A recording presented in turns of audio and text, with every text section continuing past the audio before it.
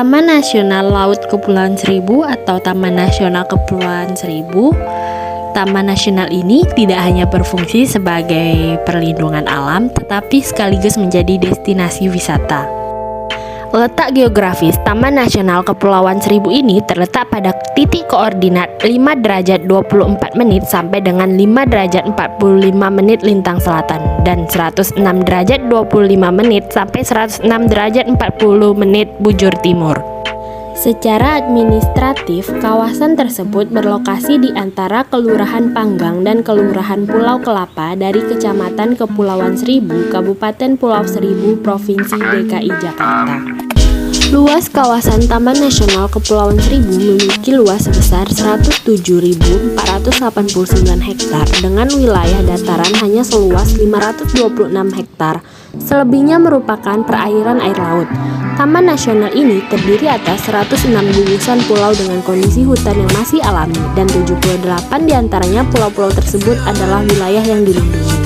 Secara garis besar, sejarah wilayah Taman Nasional Kepulauan Seribu dimulai pada tanggal 12 Juli 1982 ketika Surat Keputusan Menteri Pertanian nomor 527/KPTS/UM/7/1982 tentang sebagian wilayah di Kepulauan Seribu ditetapkan sebagai kawasan cagar alam laut dengan luas 108.000 hektar dikeluarkan.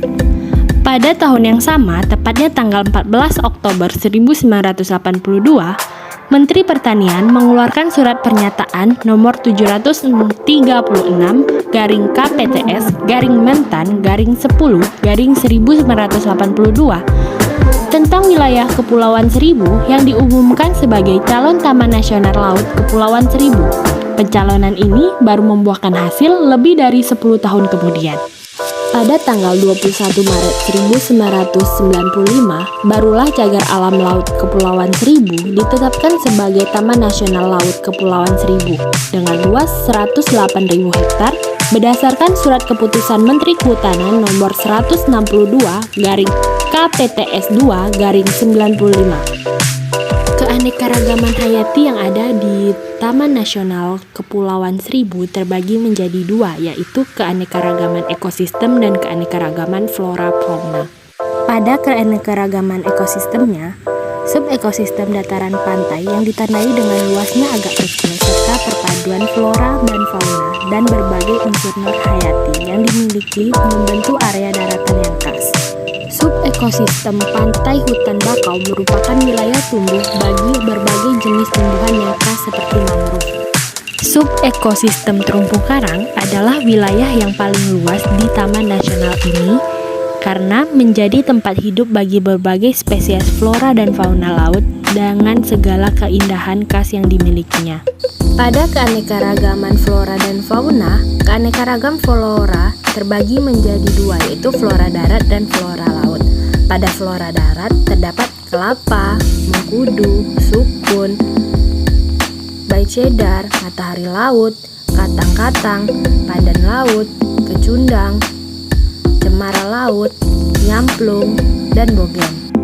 Flora darat di area hutan mangrove ditumbuhi oleh jenis bakau, api-api, berus, tenggar, dan juga stigi.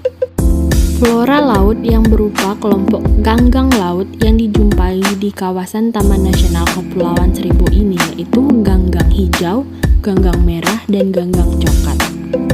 Sama halnya dengan flora, keanekaragaman hayati flora dan fauna pada fauna di Taman Nasional ini juga merupakan perpaduan antara fauna darat dan fauna laut.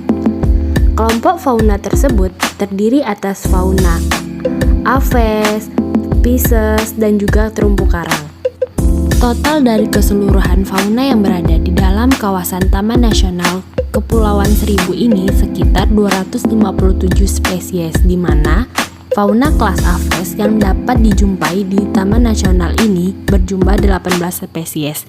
Dan satu diantaranya adalah satwa endemik yang dijadikan sebagai maskot kota Jakarta, yaitu elang bondol. Kelas Pisces atau ikan yang hidup di perairan Taman Nasional ini tercatat berjumlah kurang lebih 113 spesies. Dan ada 78 spesies yang hidup dengan cara bersosialisasi dengan area padang lamun. Kelompok moluska di kawasan ini juga cukup banyak, dan beberapa di antaranya adalah jenis yang dilindungi seperti kepala kambing, kimia raksasa, akar bahar, kerang susu bundar, dan batu laga.